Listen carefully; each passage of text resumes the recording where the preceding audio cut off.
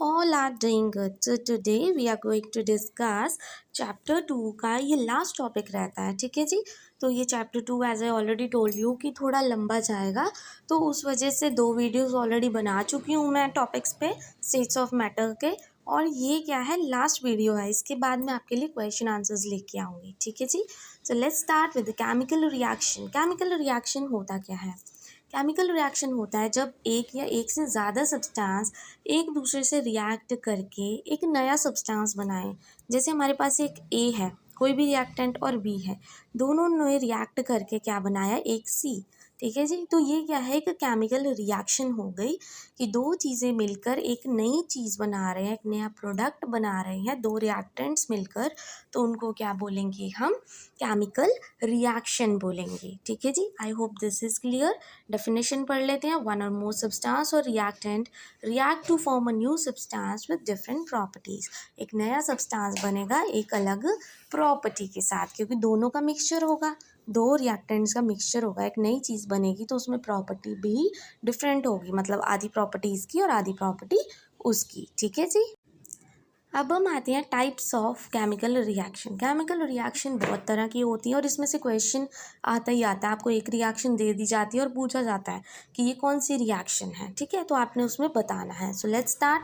First is combination. Combination देखिए word से ही पता लग रहा है, जब दो चीज़ें कंबाइन करके एक नई चीज़ बनाए, जैसे कि कार्बन, ठीक है जी, प्लस ऑक्सीजन क्या बना रहा है, कार्बन डाइऑक्साइड, एक दूसरे से कंबाइन कर रहा है, जुड़ रहा है, मतलब ए प्लस बी, जैसे इन्होंने क्या बनाया, ए बी, एक दूसरे से जुड़ गए, कंबाइन हो गए, तो ये कौन सी रिएक्शन हुई, कॉम्बिनेशन रिएक्शन। और इस रिएक्शन को हम सिंथेसिस रिएक्शन भी बोलते हैं। अगर क्वेश्चन चेंज होके आ जाए तो यू शुड नो कि इसको और क्या बोलते हैं, हम सिंथेसिस रिएक्शन बोलते हैं कॉम्बिनेशन रिएक्शन को, ठीक है जी।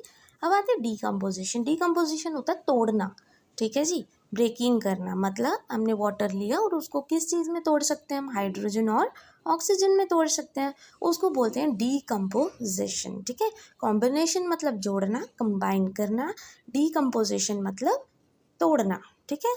Then displacement. डिस्प्लेसमेंट नाम से पता लग रहा है कि उसकी प्लेस चेंज कर देनी है, उसको बोलते हैं डिस्प्लेसमेंट।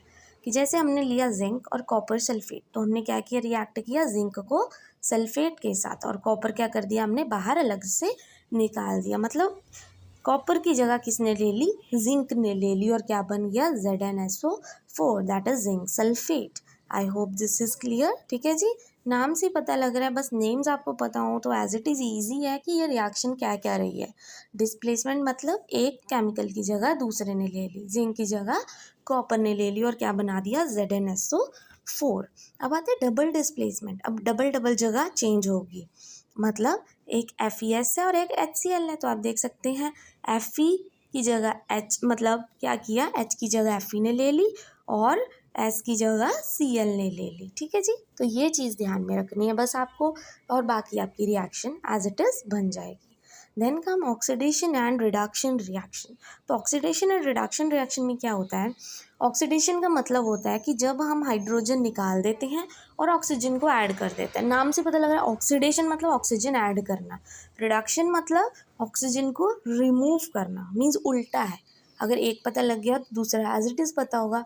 ऑक्सीडेशन होता है ऑक्सीजन को ऐड करना, तो आप इस रिएक्शन में देख सकते हैं, जब हमने हाइड्रोजन के साथ ऑक्सीजन को ऐड किया तो उसको क्या बोलेंगे हम, ऑक्सीडेशन, और जब हमने हाइड्रोजन रिमूव किया उसको, ऑक्सीजन को, मीन्स CuO से ऑक्सीजन को रिमूव कर दिया तो Cu बन गया सिर्फ, तो क्या बन गया हमारे पास, reduction reaction. I hope this is clear कि ऑक्सीडेशन रिएक्शन और रिडक्शन रिएक्शन क्या होती है। ऑक्सीडेशन होती है जब हम ऑक्सीजन ऐड करेंगे और रिमूव करेंगे हाइड्रोजन को, और रिडक्शन होती है जब हम ऐड करेंगे हाइड्रोजन को और रिमूव करेंगे ऑक्सीजन को। I hope that much is clear. अब हम आएंगे एटॉमिक स्ट्रक्चर पे, ठीक है जी। एटॉमिक स्ट्रक्चर क्या होता है कि एटम्स के जो स्ट्रक्चर है हम उसके बारे में पढ़ेंगे, उसको बोलते हैं एटॉमिक स्ट्रक्चर। एटम्स क्या होते हैं, छोटे छोटे जैसे कण होते हैं ना किसी चीज़ के, जैसे मिट्टी के कण ही हो गए छोटे छोटे, इतने बारीक होते हैं ना कि कई बार हमें दिखते भी नहीं हैं, तो उसको हम क्या बोलते हैं, एटम्स बोलते हैं। और एटम्स कंबाइन करके क्या बनाते हैं, मॉलिक्यूल्स बनाते हैं। आपको पता होगा कि छोटे छोटे एटम्स एक दूसरे से ज्वाइन करके क्या बनाते हैं, मॉलिक्यूल्स बनाते हैं, ठीक है। ये भी कई बार पूछ लेते हैं, तो आपको पता होना चाहिए एटम्स क्या होते हैं और मॉलिक्यूल्स क्या होते हैं, ठीक है जी। These are the smallest particle of the element that take part in chemical reaction, ठीक है जी। तो जो एटम्स होते हैं, ठीक है, जो एक स्ट्रक्चर होता है ना एटॉमिक स्ट्रक्चर, उसमें 3 चीज़ें होती हैं, इलेक्ट्रॉन्स, प्रोटॉन्स एंड न्यूट्रॉन्स। ये आप देख सकते हैं, इलेक्ट्रॉन्स क्या है, अराउंड रिमूव कर रहा है, ठीक है, एक ऑर्बिटल पाथ में, मतलब राउंड राउंड मूव कर रहा है एक ऑर्बिट में। कौन? इलेक्ट्रॉन, क्योंकि इलेक्ट्रॉन हमेशा आउटसाइड होते हैं, ठीक है। और इनसाइड क्या है? न्यूक्लियस है, ठीक है। अंदर क्या है कि न्यूक्लियस पड़ा, उस न्यूक्लियस के अंदर 2 चीज़ें हैं, न्यूट्रॉन एंड प्रोटॉन्स। ये है हमारा एटॉमिक स्ट्रक्चर, ठीक है जी। एटॉमिक स्ट्रक्चर क्या कहता है कि इलेक्ट्रॉन्स बाहर रिवॉल्व करते हैं एक फिक्स्ड पाथ में, और अंदर क्या होता है? न्यूक्लियस। न्यूक्लियस में 2 चीज़ें होती हैं, neutrons and protons. I hope this structure is clear. ये स्ट्रक्चर एक्चुअली में बुक में नहीं है, बट मुझे ऐसा था कि आपको क्लियर कर दूं, क्योंकि मैं बुक मटेरियल जब दिखाऊंगी तो कहीं आप स्ट्रक्चर ना ढूंढने लग जाओ, तो ये स्ट्रक्चर आप एज इट इज़ देख सकते हैं यहाँ से, ठीक है। तो मेन चीज़ अब जो आते हैं मेन क्वेश्चन पे, इलेक्ट्रॉन्स किसने डिस्कवर किए, प्रोटॉन किसने डिस्कवर किया और न्यूट्रॉन किसने। याद रखना पहले चार्जेस, इलेक्ट्रॉन नेगेटिव होता है, प्रोटॉन पॉजिटिव होता है, और न्यूट्रॉन पर कोई चार्ज नहीं होता क्योंकि ये न्यूट्रल होता है, ठीक है, इस पर कोई चार्ज नहीं होता। इलेक्ट्रॉन डिस्कवर किया था जे थॉमसन ने, प्रोटॉन डिस्कवर किए थे गोल्डस्टेन ने, और न्यूट्रॉन डिस्कवर किया था चैडविक ने, ठीक है। आई hope this is clear. Electron J Thomson, proton Goldstein, neutron Chadwick, ठीक है। ये क्वेश्चन आता है और इम्पॉर्टेंट है।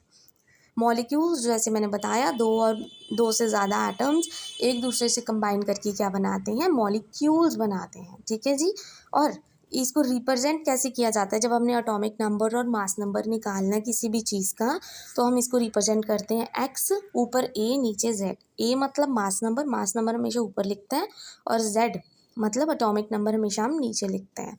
फॉर्मूला क्या होता है कि एटॉमिक नंबर क्या होता है कि जितने इलेक्ट्रॉन्स उतने ही प्रोटॉन्स, की जितने आपके इलेक्ट्रॉन्स होंगे उतने ही प्रोटॉन्स होंगे। और मास नंबर फाइंड करने का फॉर्मूला क्या होता है? Number of protons plus neutrons, ठीक है जी। I hope this is clear. ये छोटे सा फॉर्मूला बस आपको पता होना चाहिए था, ठीक है, इसलिए मैंने आपको बता दिया। अब उसके बाद बोहर ब्यूरी थ्योरी। तो बोहर ने देखिए हमें 4 तरह के शेल्स के बारे में बताया, K, L, M and N, ठीक है। उन्होंने 1921 में रूल्स दिए थे कि कैसे हम इलेक्ट्रॉन्स को डिस्ट्रीब्यूट करेंगे। पहले तो जो इलेक्ट्रॉन्स थे वो बाहर ही मूव कर रहे थे, राइट। फिर उन्होंने क्या किया, एक हमें स्ट्रक्चर दे दिया कि ऐसे हम उसको क्या है, एक रूल दे दिया कि हम इलेक्ट्रॉन्स को कैसे डिस्ट्रीब्यूट करें, वरना इलेक्ट्रॉन्स को इधर उधर घूमते रहेंगे, ठीक है। तो उन्होंने 4 शेल्स बनाए, 1, 2, 3, 4 ऐसे। उनको नाम दे दिया K, L, M and N, ठीक है। K means first shell, then L, M and N, ठीक है। इसका फॉर्मूला होता है 2n²। जैसे ही हम इसका स्क्वायर करेंगे तो हमारे पास कितना आंसर आ जाएगा? 2, 8, 18 एंड 32 मीन्स इतने शेल्स में सिर्फ इतने ही इलेक्ट्रॉन्स होने चाहिए, ठीक है जी। तो जस्ट आपको पता होना चाहिए कि किसने दिया था, ये बोहर ने दिया था, ठीक है। 4 तरह के ऑर्बिटल्स होते हैं, वो भी आपको पता होने चाहिए। 4 तरह के ऑर्बिटल्स होते हैं, S, P, D and F. S की शेप क्या होती है? स्फेरिकल। पी की होती है डम्बल शेल, ठीक है, डम्बल शेप्ड होता है वो। D double dumbbell, and F का थोड़ा कॉम्प्लिकेटेड होता है, ठीक है जी। आपने एस देखा होगा, हमेशा स्फेरिकल शेप में होता है, और जो पी होता है वो डम्बल में होता है, ठीक है, उसका डम्बल शेप्ड होता है। और जो हमारे पास डी आता है वो डबल डंबल होता है, मीन्स एक डंबल इधर एक डंबल इधर, ठीक है। और एफ का थोड़ा कॉम्प्लिकेटेड होता है, तो उसका स्ट्रक्चर ज़्यादा हम देखते नहीं हैं, तो आपको बस इतना आइडिया होना चाहिए, ठीक है। आई होप दिस इज़ क्लियर। अब आपको मैं बुक मटेरियल दिखा देती हूँ, तो वहाँ से भी आप देख सकते हैं। और इसके साथ हमारा ये second chapter states of matter ख़त्म है। अब इसके नेक्स्ट वीडियो में मैं आपके लिए क्वेश्चन आंसर्स लेके आऊँगी इसके प्रीवियस ईयर के। ये है हमारे सारे वो टॉपिक्स जो आज हमने किए, chemical reaction, types of chemical reaction, combination, decomposition, displacement, double displacement, oxidation and reduction reaction आप देख सकते हैं। ये जो मैंने बताया कि इलेक्ट्रॉन्स किसने डिस्कवर किए, ये इंपॉर्टेंट क्वेश्चन है, कर लेना। इलेक्ट्रॉन जे थॉमसन ने, प्रोटॉन गोल्डस्टाइन ने, और न्यूट्रॉन चैडविक ने, ठीक है जी, इनके ईयर्स भी। एंड ये थी बोहर ब्यूरी थ्योरी, जो मैंने आपको डायग्राम के साथ बताई थी, पर बुक में दिया नहीं हुआ डायग्राम, ठीक है जी। तो आप वो डायग्राम भी देख के सीख सकते हैं वहाँ से, ठीक है जी। And I hope today's video is useful for you. और अगर आपको आज की वीडियो अच्छी लगी हो, then please don't forget to like and subscribe my channel. और इसके साथ ही आज की जो हमारा ये चैप्टर सेकंड है, स्टेट्स ऑफ मैटर, ख़त्म हो गया है। और कल मैं आपके लिए इसके प्रीवियस लेके आऊँगी, उसके साथ हमारा ये सारा चैप्टर फुल्ली कंप्लीट हो जाए, ठीक है जी। Thank you very much once again.